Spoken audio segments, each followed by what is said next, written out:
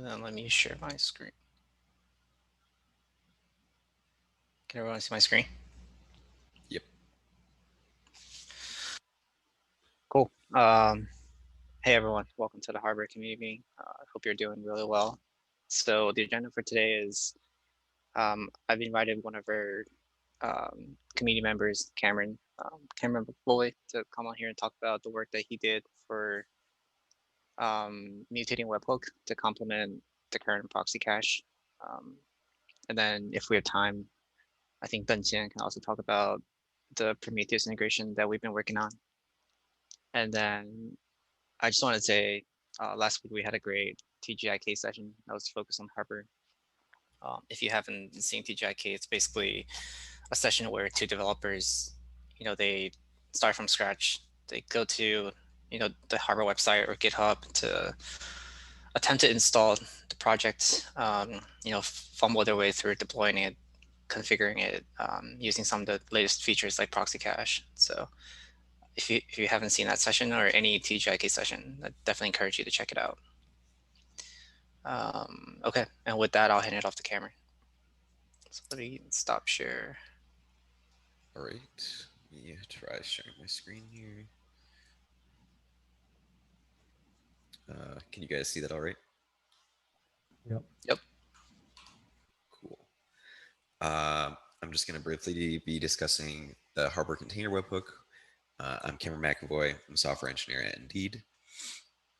So basically, the Harbor Proxy Cache allows users to pull from a cache for like Docker Hub, but sort of the main barrier to adoption is that you're going to have to manually update deployments, stateful sets, etc., to point to the containers in the proxy cache.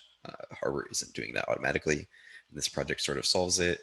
The webhook inspects incoming pod specs, looks at the containers and init containers, and mutates the image field to point to the proxy cache if configured. I'll briefly go over the architecture of the webhook. There's two modes of operation and then sort of roadmap. So this is just a screenshot I took of the Harbor container webhook being deployed in one of our production clusters at Indeed. This is a screenshot from Argo CD specifically. So in the bottom here, there's a certificate resource, and it's using Cert Manager to issue and create the certificate for the mutating webhook. There's a deployment resource. The deployment has a couple replica sets attached to it in the pod. There's a mutating webhook configuration, service account, service associated with it, and endpoints, and then a config map. And the config map contains the actual configuration for the webhook and is mounted into the pod. But this is all pretty standard. There's no gotchas. And this was all deployed via the Helm chart that I have inside of the repo. Now, Webhook has two modes of operation that can be configured, a static mode and a dynamic mode. The static mode doesn't require any secrets being configured. And I pasted a little bit of the configuration right here. Basically, on the left-hand side, you're putting the registry that you want to be transformed to the Harbor proxy cache. So in this case, this is the Docker Hub endpoint docker.io. And this is harbor.example.com / the project name, in this case, Docker Hub cache. And docker.io is a special case. If the webhook sees incoming container image without any registry configured, it assumes that that means that it is a docker.io endpoint and will transform it accordingly. So it doesn't need to have docker.io in the prefix, although it would work if it was in the prefix. And then the dynamic mode, it needs Harbor admin credentials if you operate it in this mode, because it uses those credentials to hit the Harbor API, look up all the proxy caches configured by users, and then mutate the pod specs accordingly. And here in the dynamic configuration, you can see that there's a couple configs. There's a reseq interval for how often it refetches projects to find proxy caches in the Harbor API. There's a timeout for how long it will take before it gives up talking to Harbor, some TLS settings, and then the actual Harbor endpoint that it's using to hit the API on. And then I just linked a couple of the issues that I thought were relevant and might involve changes to the webhook. This first issue is actually the issue around the proxy cache user story. So this is the issue that if Harbor did adopt this webhook, I think that it would solve this issue and fill the need there. The second one is the issue around Harbor adding support to additional registries, registries like Quay.io. I don't think the webhook needs any additional changes, but of course that needs to be verified after Harbor has support for other registries in the space. And then the last one, using the Harbor admin credentials for the dynamic mode may be problematic for a lot of use cases due to the security issues around that. System robot accounts might solve this problem. Right now, Harbor robot accounts are scoped to the project level, and so they can't really list projects and find proxy caches that are configured on them. System robot accounts might be able to do that, in which case that would remove the need to have the actual admin credentials themselves embedded. And that would solve some of the security issues with that. But that's everything that's on the roadmap. Any questions that you guys had about this? Actually, I do. Could you go back to page 2? Yeah, that one. No, sorry, page 3. As for the static versus dynamic, I think static is pretty straightforward. But as for dynamic, it has a skip TLS verification. I think that also is applicable to the static mode, right? I don't think so, because the static mode, the webhook isn't actually pulling from any of these registries. It doesn't know anything about the registries, so it doesn't need to communicate with them. Yeah, that makes sense. Sorry. And the dynamic mode, I think we can also use a regular Harbor user, right? Because if the user has permission to query the product, he can. Oh yeah, if the user has the appropriate permissions, you could use the user credentials there instead of the admin credentials. The credentials are configured via environment variables, so it's not hard-coded or anything. So yeah, that might work. Yeah. When I wrote the issue, I was thinking about the static mode, but I think dynamic mode, I would like to hear others' opinion, but there may be some very tricky scenario, like there are 2 projects, they're all proxying the same endpoint. And how do you compare the, the endpoint and the host name from which you originally try to pull the image? There may be some, for example, one using IP, the other is using host name or something. There may be some tricky scenario there. Yeah, I think like the first one configured, or the first, like the lowest project ID would probably win if there's any contention around multiple proxy caches in that case. Yeah. Yep. That's all. Thanks. All right.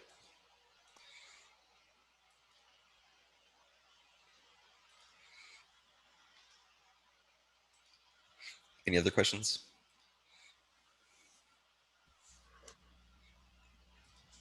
All right, that's all I had.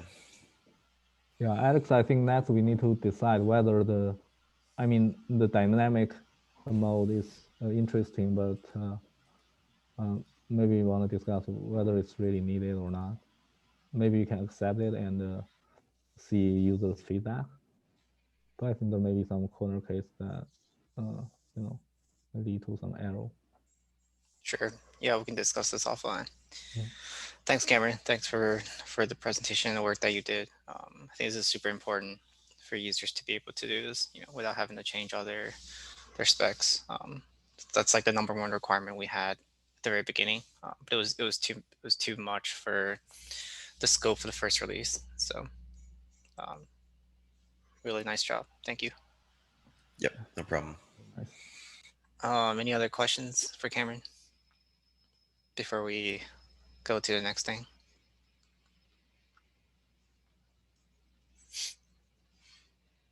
Alrighty. Denqian, do you want to share the progress on Prometheus?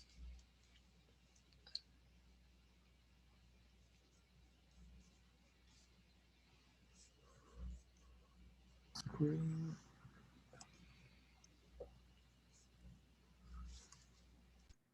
Sorry.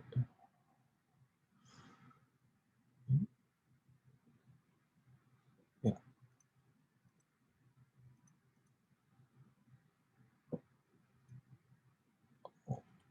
Can you see my screen? Yes. Okay.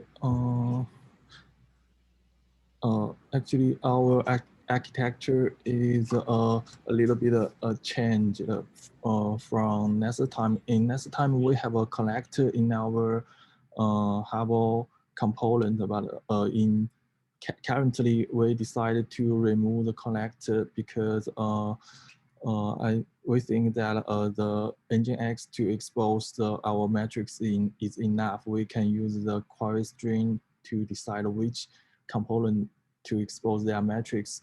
So it looks like oh, sorry. Oh.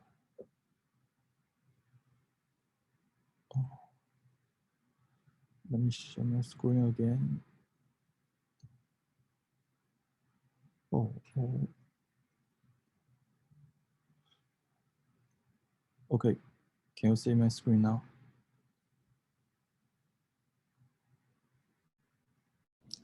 Yes, we can. Oh, where is my browser? Oh, too many screens. Yeah, currently different Hubble components we can using the query string. For example, this is a Hubble core. We can using this URL to expose our Hubble cores metrics, and if we wanna show registries metrics, we can change the query string to a registry. So we can using the query string to get our component metrics, and we also add a edit. Oh, so where is my? Oh, okay. We also add a configuration item in our config Hubble YAML file. We add a metric item here, and there are 3 items inside metric. One is enabled, which means if we enable the metrics, and the second is port.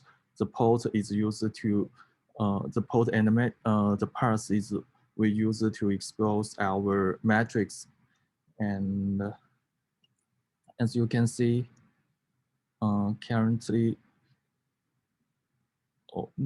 this Hubble service is already running, and the metrics like this, and we can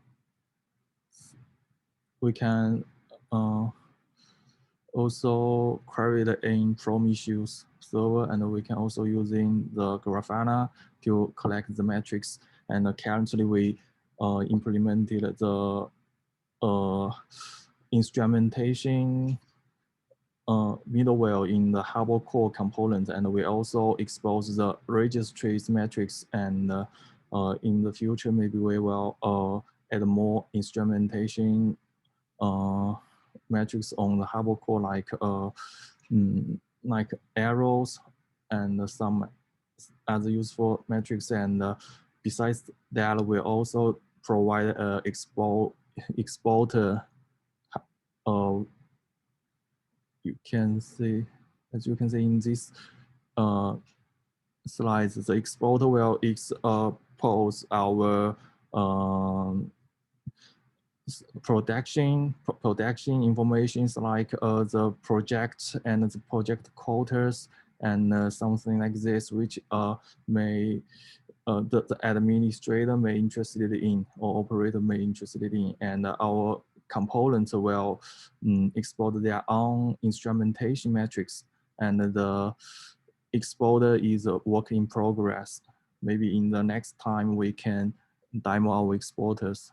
I think currently, I think this is all my today's sharing. A quick question. In the second diagram, is that the diagram for the request? I mean, if you go back to the Grafana, the dashboard. Okay. Second Oh, one. you mean this? This is the request rate. Yeah, but why the code is 0? I mean, they have the this label. is because, oh yeah. Maybe this is a bug, but I'll fix it now. But I think the data is not updated. But you can, as you can say in this. Oh, sorry. Cool. Yeah, but you can, as you can say in this website, the code is fixed. But I will request the PR to fix this. Sure. Is there any other questions? Hey, really great work, Danjian. Can you go back to the graph, Okay. Grafana? Oh. Yeah, yeah. So I think that's like something we're looking for from a Harbor admin perspective, right?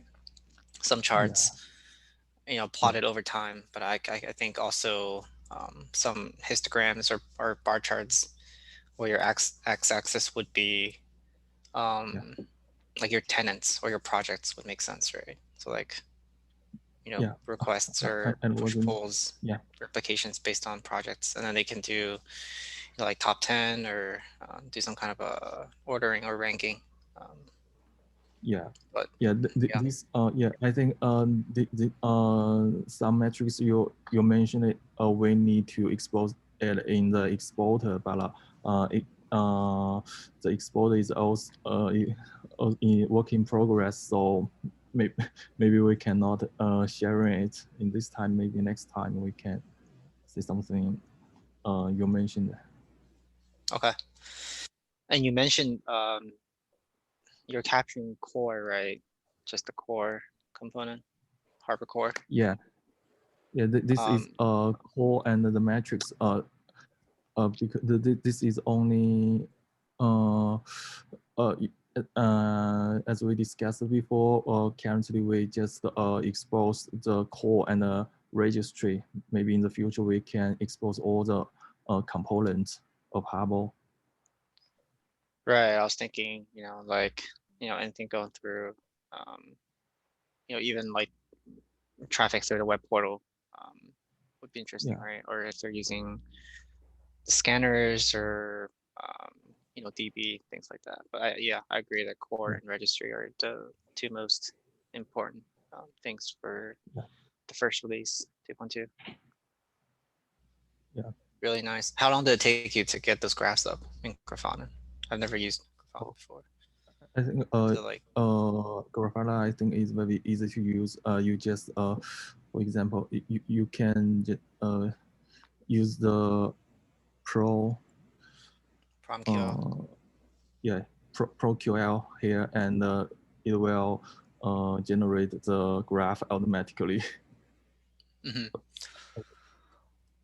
I was going to say, I think, Grafana and tools like Grafana can do so much more than we could ever put into Harbor. I know there were previous feature requests to visualize data within Harbor UI.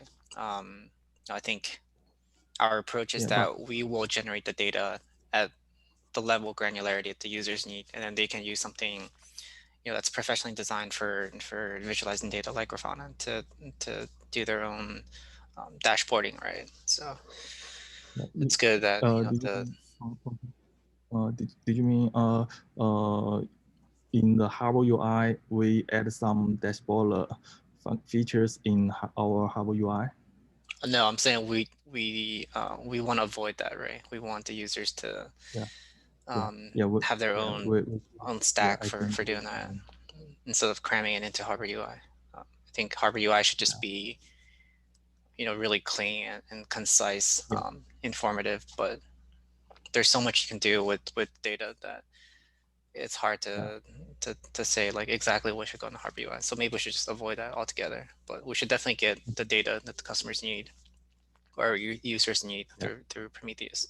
So yeah, I agree with you. All right, cool. Thanks to Cameron for the demo. Thanks to Tianqian for the demo. That's all I wanted to share. Are there any other questions or comments? We also need to announce that we are deprecating Claire into that tool. I mean, removing. Right. We're removing Claire as an embedded image scanner. So when you install Harbor, you'll no longer have the -- Claire option. You will only have Trivy as a default scanner, but you can still install Claire in out of tree fashion, right? That's why we did the whole integration services framework. So you can still install it and pair with Harbor, but it's no longer going to be something that comes with Harbor, because I think it's confusing, right? Why would you have two embedded scanners when Trivy is clearly superior all around? So the upgrade experience will be such that if you have Claire installed, like that's the only difficult case to handle. If you have Claire as your only embedded scanner right now, we'll have some kind of a PSA, some kind of disclaimer during installation that tells you, please upgrade or not upgrade, please install Claire after you upgrade Harbor, or please consider using something like Trivy. So that's unfortunately the only case we need to, that won't have the most intuitive experience, because we're going to be getting rid of the Claire from the code base. So 2.2 is still, I believe we're still on track for a January release. Is that right, Daniel? Okay. All right. Well, thanks everyone. Any other questions? Sorry, Alex. Yep. So, Henry.